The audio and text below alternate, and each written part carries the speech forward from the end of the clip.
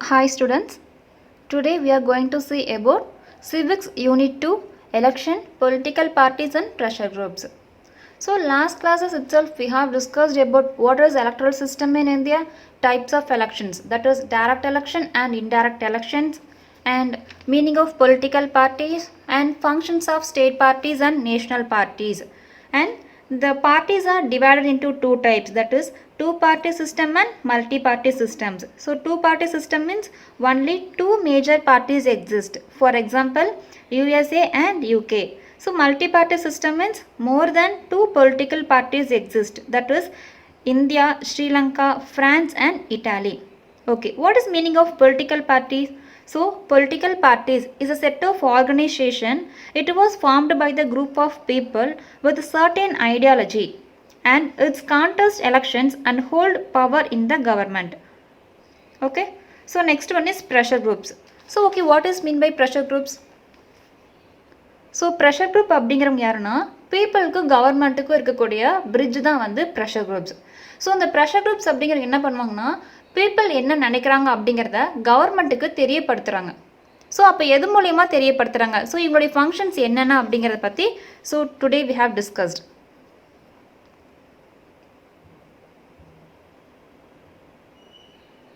Okay, pressure groups. The term pressure groups originated in the USA. So pressure groups அப்படிங்கிற வேர்டே பார்த்தீங்கன்னா யூஎஸ்ஏலேருந்து நம்ம அடாப்ட் பண்ணதான் வந்து pressure groups. So a pressure group is a group of people who are organized actively for promoting and defending their common interest. It is so called as its attempts to bring a change in the public policy by exerting pressure on the government. So the pressure groups are also called interest groups or vested groups. Okay கண்ணா. So pressure groups அப்படிங்கிறத பார்த்தீங்கன்னா நம்ம USA கண்ட்ரியிலிருந்து adopt பண்ணுறது தான் வந்து pressure group அப்படிங்கிற word. So அந்த pressure groups is also called as, வேறு என்னென்னலாம் சொல்லலாம் அப்படின்னா இன்ட்ரெஸ்ட் குரூப்னு சொல்லலாம், இல்லைனா வெஸ்டர்ன் குரூப் அப்படின்னு சொல்லலாம். ஸோ இவங்க என்ன பண்ணுறாங்க அப்படின்னா பப்ளிக் பாலிசியாக இருக்காங்க. இவங்க வந்து ஒரு தேர்தலில் வந்து பாலிட்டிக்ஸ் தேர்தலில் வந்து போட்டி போட்டு தான் ஜெயிக்கணும் அப்படிங்கிறது கிடையாது. அதாவது இவங்க இன்டைரக்டாக வந்து பீப்புளுக்கு ஹெல்ப் பண்ணுறவங்க தான் வந்து ப்ரெஷர் குரூப்ஸ். ஸோ நார்மலாக பார்த்தீங்கன்னா மற்ற கண்ட்ரீஸில் வந்து ப்ரெஷர் குரூப் வந்து அதிகமான முறையில் டெவலப் ஆகிருக்காங்க. பட் அவங்கள கம்பேர் பண்ணும்போது நம்ம கண்ட்ரியில் இப்போ வரைக்கும் ப்ரெஷர் குரூப் ரொம்ப டெவலப் ஆகவே இல்லை. ஸோ இப்போவுமே இன்டைரக்டாக வந்து நமக்கு என்னென்ன ஃபீல்டில் வந்து ஹெல்ப் பண்ணணுமோ அதெல்லாம் பண்ணிட்டு தான் இருக்காங்க. பட் மற்ற கண்ட்ரியில் டெவலப் பண்ண வரைக்கும் நம்ம கண்ட்ரியில் டெவலப் ஆகவே கிடையாது. நெக்ஸ்ட், ஸோ இவங்களுடைய ஃபங்க்ஷன்ஸ் என்னவா இருக்கும்? So what are the functions of pressure groups in India அப்படின்னா they have 3 criteria. So first one is political participation, education and policy formulation. So இங்கே என்ன பண்ணுறாங்கன்னா பொலிட்டிக்கல் பார்ட்டிசிபேஷன் மூலயமா ஸோ பீப்புள் கொடுக்கக்கூடிய பெட்டிஷன்ஸாக இருக்கட்டும், டெமான்ஸ்ட்ரேஷன்ஸாக இருக்கட்டும், இது எல்லாத்தையும் வாங்கிட்டு கவர்மெண்ட்டுக்கு ப்ராப்பராக கொண்டு போய் சேர்க்குறவங்க தான் வந்து ப்ரெஷர் குரூப்ஸ். ஸோ இது எதுவுமே வந்து அவங்க டேரெக்டாக பண்ண மாட்டாங்க, இன்டெரக்டாக பீப்புளுக்கு வந்து ஹெல்ப் பண்ணுறாங்க. They are different from political parties in that they contest either elections not try to capture political power. அவங்க வந்து பாலிடிக்ஸில் வந்து வின் பண்ணிட்டு அது மூலிமா பீப்புளுக்கு வந்து அவங்க என்ன பண்ணுறாங்க அப்படிங்கிறத வந்து அவேர்னஸ் மூலிமா சொல்லணுங்கிறது கிடையாது. அவங்க இன்டெரக்டாகவே பீப்புளுக்கு வந்து என்னென்ன அவங்க சொல்லணுமோ அவங்களுடைய ஃபெடரேஷன் மூலிமா சொல்லலாம், இல்லைன்னா அவங்களோட அசோசியேஷன் மூலிமா வந்து இப்போ வரைக்கும் அதை தெரியப்படுத்திட்டு தான் இருக்காங்க. Okay, next pressure groups in India. A large number of pressure groups exist in India, but they are not developed to the same extent as in the USA or the Western countries like Britain, France, Germany and so on. Okay, pressure groups அப்படிங்கிறவங்க பார்த்தீங்கன்னா நம்ம கண்ட்ரியில் நிறைய pressure groups இருக்காங்க, form ஆகியிருக்காங்க. But அவங்க எல்லாருமே வந்து பார்த்திங்கன்னா யூஎஸ்ஏல இல்லை மற்ற வெஸ்டர்ன் கண்ட்ரிஸ் மாதிரி பிரிட்டன், ஃப்ரான்ஸ், ஜெர்மனி இங்கே இருக்கக்கூடிய ப்ரெஷர் குரூப்ஸ் அளவுக்கு டெவலப் ஆகவே இல்லை அப்படின்னு சொல்கிறாங்க. Okay, so pressure groups in India can be broadly classified into following categories. நம்ம நார்மலாகவே சொல்லிட்டோம், நம்ம நாட்டில் நம்ம கண்ட்ரியில் நிறைய நம்பர் ஆஃப் ப்ரெஷர் குரூப்ஸ் வந்து இருக்கிறாங்க. ஸோ அவங்களுடைய ஆர்கனைசேஷன் எப்படிலாம் கிளாஸிஃபை ஆகியிருக்காங்க அப்படின்னு பார்த்தீங்கன்னா ஸோ ஃபர்ஸ்ட் வந்து பார்த்தீங்கன்னா பிஸ்னஸ் குரூப்ஸாக வந்து கேட்டகரைஸ் ஆகியிருக்காங்க. நெக்ஸ்ட் பார்த்தீங்கன்னா வணிகம்னு சொல்லக்கூடிய trade unions, agrarian groups. So agrarian groups அப்படின்னா agriculture based groups. Next professional associations, அதாவது இதெல்லாம் வந்து அணிகள் அப்படின்னு சொல்லுவாங்க, ஸோ அமைப்புகள் அப்படின்னு. Students organisation, religious organisation, tribal organisation, linguistic groups அதாவது மொழி சம்மந்தப்பட்ட groups, ideology based groups, next environmental protection groups அதாவது சுற்றுச்சூழல் பாதுகாப்பு. இந்த மாதிரி டிஃப்ரெண்ட் டைப்ஸ் ஆஃப் கேட்டகரிஸில் வந்து இந்த ப்ரெஷர் குரூப்ஸ் டிவைட் ஆயிருக்காங்க. ஸோ இந்த ஒவ்வொரு குரூப்பில் இருக்கக்கூடிய பீப்புள்ஸ் அந்த செட் ஆஃப் ஆர்கனைசேஷன் மூலிமா பீப்புளுக்கு வந்து இன்டைரக்டாக ஹெல்ப் பண்ணிட்டு இருக்காங்க. அது மட்டும் இல்லாமல் ஸோ கவர்மெண்ட் அனௌன்ஸ் பண்ணுற ஸ்கீம்ஸ் வந்து எவ்வளோ ப்ராப்பராக வருது, இதில் ஏதாவது கரப்ஷன் இருக்கும் அப்படிங்கிற அனலைஸ் பண்ணுற அளவுக்கு இந்த ப்ரெஷர் குரூப்ஸ் வந்து ஸோ இன்டைரக்டாக அவங்களோட அசோசியேஷன் மூலிமா ஆர்கனைசேஷன் மூலிமா வந்து ஒர்க் பண்ணிட்டு இருக்காங்க. Okay, next what are the functions of pressure groups in India? So என்னென்ன ப்ரெஷர் குரூப்ஸ் வந்து ஃபங்க்ஷன் ஆகிட்டு இருக்கு, ஸோ அவங்க எப்படி வந்து அந்த பொலிட்டிக்கல் பார்ட்டிஸ் கிட்ட இருந்து இன்டைரக்டாக பீப்புளுக்கு வந்து ஹெல்ப் பண்ணுறாங்க அப்படிங்கிறத சொல்கிறாங்க.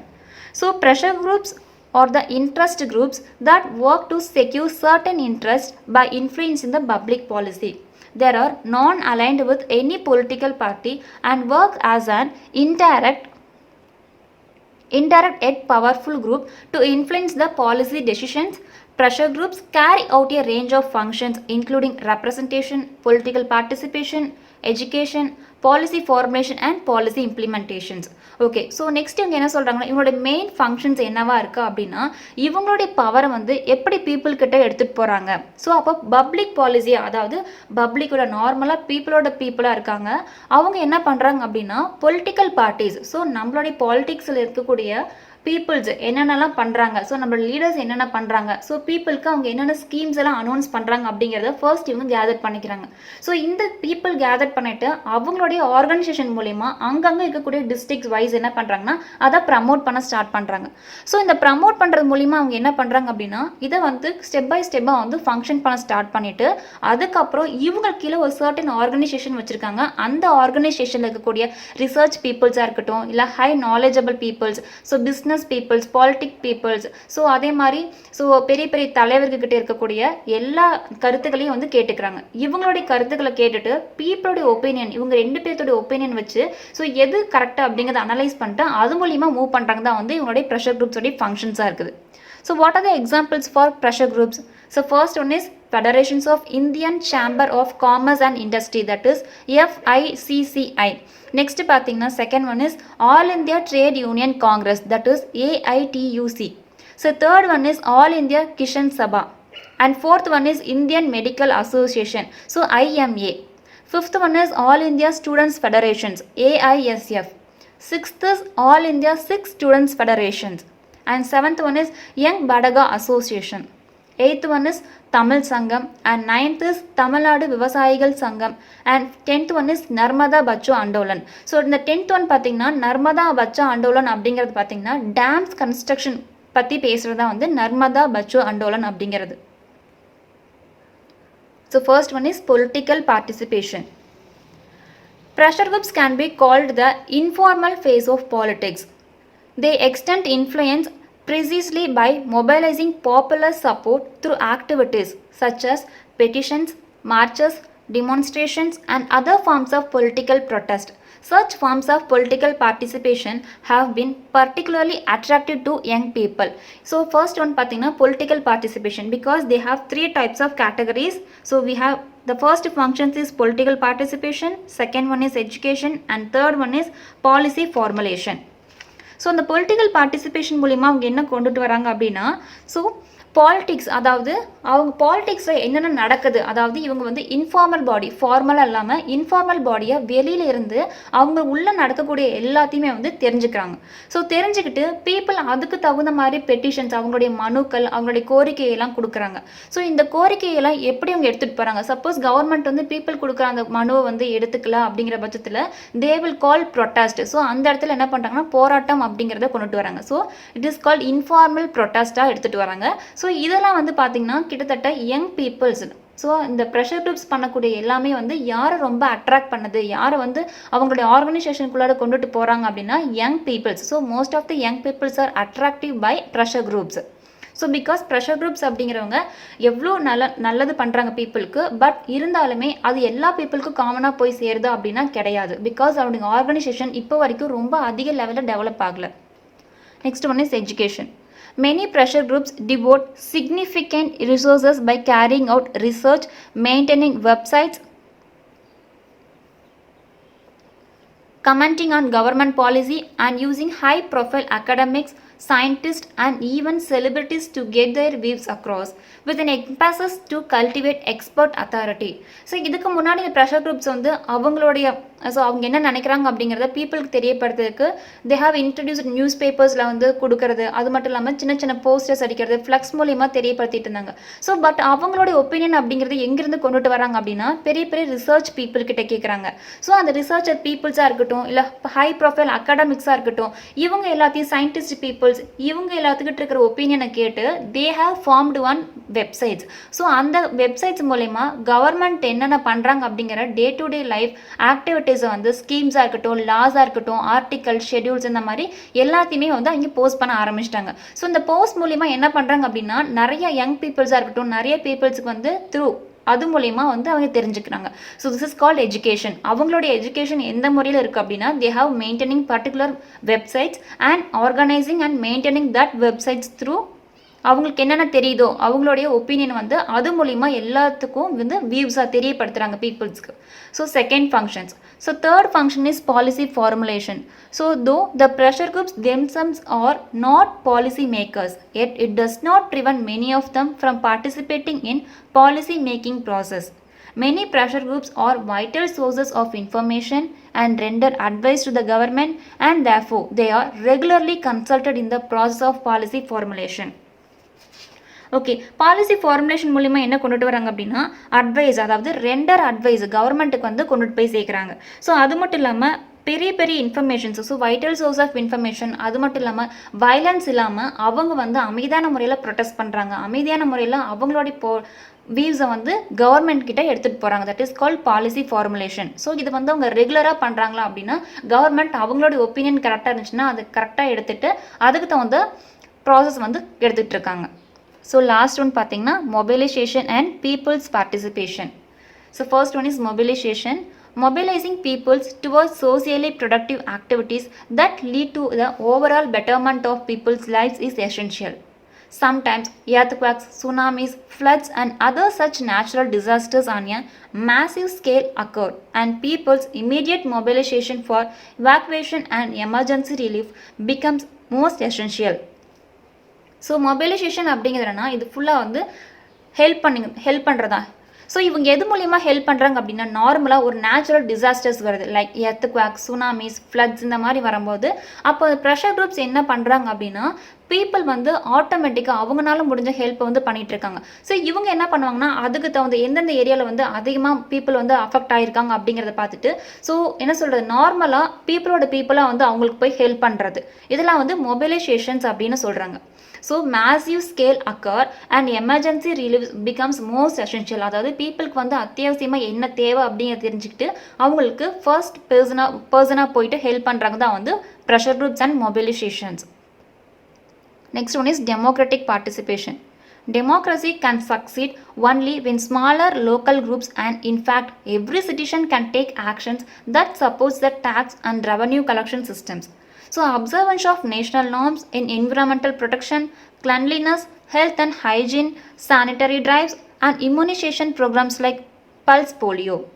ஸோ இந்த டெமோக்ராட்டிக் பார்ட்டிசிபேஷன் அப்படிங்கிறது என்னென்னா ஸோ ஒரு குறிப்பிட்ட செக்டார்ஸில் மட்டும்தான் ஒர்க் பண்ணுவாங்களா அப்படிங்கிறது கிடையாது. ஸோ நார்மலாக பீப்புளுக்கு சில்ட்ரன்ஸ்க்கு கிடைக்கக்கூடிய போலியோ சொட்டு மருந்து அது எந்தெந்த டேட்டில் கிடைக்குது அப்போ அங்கே இருக்கக்கூடிய சின்ன சின்ன வில்லேஜிலிருந்து எல்லாத்துக்கும் அதை பற்றின அவேர்னஸ் ப்ரோக்ராம் கிரியேட் பண்ணுறது. ஸோ கேம்ப் மூலயமா அவங்க என்ன நினைக்கிறாங்க, ஸோ பீப்புளுக்கு அந்த இடத்துல இருக்கக்கூடிய பீப்புளுக்கு என்னென்ன தேவைப்படுது, என்னென்ன எசென்ஷியல் திங்ஸ் தேவைப்படுது, அவங்களுக்கு எப்படிலாம் ஹெல்ப் பண்ணலாம் அப்படிங்கிறதையும் வந்து கொண்டுட்டு போய் சேர்க்குறாங்க. நெக்ஸ்ட் ஸோ நம்ம கவர்மெண்ட்டுக்கு கொடுக்கக்கூடிய ஜிஎஸ்டியாக இருக்கட்டும், ஸோ எல்லா விதத்துலையுமே வந்து ஸோ நம்ம டாக்ஸஸ், ரெவன்யூ கலெக்ஷன் சிஸ்டம்ஸில் எந்த ஒரு பாதிப்பும் எந்த ஒரு கரப்ஷன்ஸுமே அக்கறாகக்கூடாது அப்படிங்கிறதா வந்து இவங்களோட மெயின் மோட்டிவாக இருக்குது. அது மட்டும் இல்லாமல் சுற்றுச்சூழலை வந்து பாதுகாக்கிறது, ஸோ க்ளீனாக வச்சுக்கிறது, ஹைஜீன், ஃபுட் செக்யூரிட்டியை மெயின்டைன் பண்ணுறது, இம்யூனைசேஷன் ப்ரோக்ராம்ஸ் வந்து கனெக்ட் பண்ணுறது, இந்த மாதிரி டிஃப்ரெண்ட் வியூஸில் வந்து அவங்களுடைய கண்டென்ட் வந்து பீப்புள்கிட்ட அவங்களுடைய வியூஸை வந்து கொண்டுட்டு போயிட்டு தான் இருக்காங்க. However, we must keep in mind that there is no better form of government than democratic government. To create a better society and nation, the people of India, along with the union and state government, should come together to fight against the miseries of human life. அப்போ நம்மளோட human லைஃப்க்கு என்ன பாதிப்பு இருந்தாலும் அது pressure குரூப்ஸாக அவங்க தான் பார்க்கணும், இல்லை கவர்மெண்ட் தான் மெயின்டைன் பண்ணணும் அப்படிங்கிறது இல்லை. ஸோ பீப்புள் எல்லாருமே வந்து கோஆப்ரேட் பண்ணால் மட்டும்தான் நம்மளோட democratic country. Because so our country is a largest populated, அதாவது லார்ஜஸ்ட் டெமோக்ராட்டிக் கண்ட்ரி. இந்த மாதிரி கண்ட்ரியில் இருக்கும்போது நம்மளுடைய எக்கனாமிக் எப்படி டெவலப் ஆகும் அப்படின்னா, ஒவ்வொரு இண்டிவிஜுவல் பீப்புள்ஸும் வந்து மனசு வச்சா மட்டும்தான் நம்ம கண்ட்ரி எக்கனாமிக்லேயே இருக்கட்டும், ஸோ ஒரு டெவலப்பிங் கண்ட்ரியாக இருக்க நம்ம டெவலப்டு கண்ட்ரியாக மாற முடியும். அதுக்கு ஒவ்வொரு பர்சன்ஸோடைய இண்டிவிஜுவல் அட்டென்ஷன் வேணும் அப்படிங்கிறது தான் இவங்களுடைய first motive. So the government should come together to fight against the miseries of human life. So that's all about election, political parties and pressure groups. So book back questions. So I have given the material for all the book back questions and answer. So choose. India has adapted the electoral roll system followed in dash. The answer is United Kingdom. Election Commission of India is an dash body, that is independent body. In which article of the constitution provides for an election commission? So எந்த ஆர்டிக்கலில் election commission அப்படிங்கிறது வந்து நம்ம கண்ட்ரியில் கொண்டுட்டு வராங்க அப்படின்னா article 324. Which part of the constitution of India says about the election commission? So நமக்கு நிறைய பார்ட்ஸ் இருக்குது. அதில் எந்த பார்ட் எலெக்ஷன் கமிஷனை பற்றி டீட்டெயிலாக சொல்கிறாங்க அப்படின்னா article 15. Which accords recognition to various political parties as national or regional parties? ஸோ நேஷ்னல் ரீஜனல் பார்ட்டிஸ் அப்படிங்கிறது எந்த கமிஷன் கொண்டுட்டு வராங்க அப்படின்னா election commission. Assertion. Indian constitution provides for an independent election commission. So இதுக்கான ஆன்சர் பார்த்தீங்கன்னா both A and R are true, but R explains the A. So answer is A. So நம்ம Indian constitution independent election commission அப்படிங்கிறத கொண்டுட்டு வராங்க. So எதுக்காக இந்த election அப்படிங்கிறத conduct பண்ணுறாங்க அப்படின்னா பீப்புளோடைய வியூஸ் கரெக்டாக இருக்கணும், அதாவது சுதந்திரமாகவும் இருக்கணும், நியாயமாகவும் இருக்கணும் அப்படிங்கிறது தான் அவருடைய main aim, to ensure free and fair election in the country. Okay. NOTA was introduced in the year of dash. So நோட்டாவை நம்ம கண்ட்ரியில் எப்போ கொண்டுட்டு வந்தாங்க அப்படின்னா 2014 ஜென்ரல் எலெக்ஷனுக்கு அப்போ நடக்கிறப்போ தான் நோட்டா வந்து இன்ட்ரடியூஸ் பண்ணுறாங்க. ஸோ நோட்டோட அப்ரிவேஷன் அப்படின்னா none of the above. Okay. The term pressure groups originated in dash country. So எந்த கண்ட்ரியிலிருந்து நம்ம ப்ரெஷர் குரூப்ஸை வந்து கொண்டுட்டு வந்தோம், அடாப்ட் பண்ணுறோம் அப்படின்னா யூஎஸ்ஏ. அதே மாதிரி யூஎஸ்எஸ்ஆர் அப்படிங்கிற ஒரு அப்ரிவேஷன் என்னன்னா ரஷ்யாவை தான் நம்ம யூஎஸ்எஸ்ஆர் அப்படின்னு டினோட் பண்ணுறோம். Next one is a large number of pressure groups exist in India. Yes, correct. First one is right answer. Pressure groups are not developed in India to the same extent as in the USA. அதே மாதிரி second பாயிண்ட்டும் correct. So நம்ம கண்ட்ரியில் pressure group அதிகமான numbers of pressure groups இருக்காங்க. So second one பார்த்தீங்கன்னா மற்ற கண்ட்ரியில் இருக்கிற அளவுக்கு நம்ம கண்ட்ரியில் இருக்க ப்ரெஷர் குரூப்ஸ் ஆர்கனைசேஷன் அந்த அளவுக்கு டெவலப் ஆகலை அப்படிங்கிறதும் right answer. So both A and R are true, but R does not explain A. So ஆருக்கும் ஏக்கும் என்ன ஏதாவது லிங்க் இருக்கா அப்படின்னா கிடையாது. ஏ அண்ட் ஆர் ரெண்டுமே கரெக்டு, பட் ஆர் வந்து ஏவை பற்றின எந்த எக்ஸ்ப்ளனேஷனும் கொடுக்கல. So the option is B option. Both A and R are true, or does not explain A. Next one is fill in the blanks. The Election Commission of India is a body of dash members. That is, Election Commission மொத்தமா எவ்வளோ members இருக்காங்க அப்படின்னு பார்த்தீங்கன்னா totally 3, because 1 election commissioner and 2 election commissioners. Chief Election Commissioner ஒருத்தங்க இருப்பாங்க, 2 election commissioners 2 பேர் இருப்பாங்க. டோட்டலாக 3 மெம்பர்ஸ் இருக்காங்க. So the answer is 3. The National Voters Day have been celebrated on dash. So எப்போ செலிப்ரேட் பண்ணுறாங்க அப்படின்னா Jan 25. In India, dash party system is followed. So நம்ம இந்தியாவில் என்ன பார்ட்டி சிஸ்டம், ஸோ சிங்கிள் பார்ட்டியா மல்டி பார்ட்டியா 2 பார்ட்டி சிஸ்டமா அப்படின்னு கேட்டிங்கன்னா we are following multi party system. In 2017, there were dash recognized national parties. So, 2017 வரைக்கும் national parties எவ்வளோ recognized ஆயிருந்தாங்க அப்படின்னு பார்த்தீங்கன்னா totally 7. Fifth one, Narmada Bachu Andolan is a dash. So, இது யார் ஸ்டார்ட் பண்ணுறாங்க அப்படின்னா pressure groups. So pressure groups தான் நர்மதா பச்சோ அண்டோலன் அப்படிங்கிறத ஸ்டார்ட் பண்ணுறாங்க. Okay, next one is national party. National party யார் ஸ்டார்ட் பண்ணுறாங்க அப்படின்னா trade union. Single party system USA, 2 party system China and pressure group is 7. So total எத்தனை pressure group இருக்குன்னா 7 வந்து 2017 recognised வாங்கியிருக்கு எங்கள் national parties.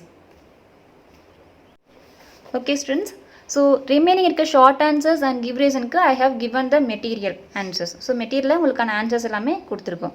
So that's all about election, political parties and pressure groups. So civics unit 2 lesson completed. Thank you students.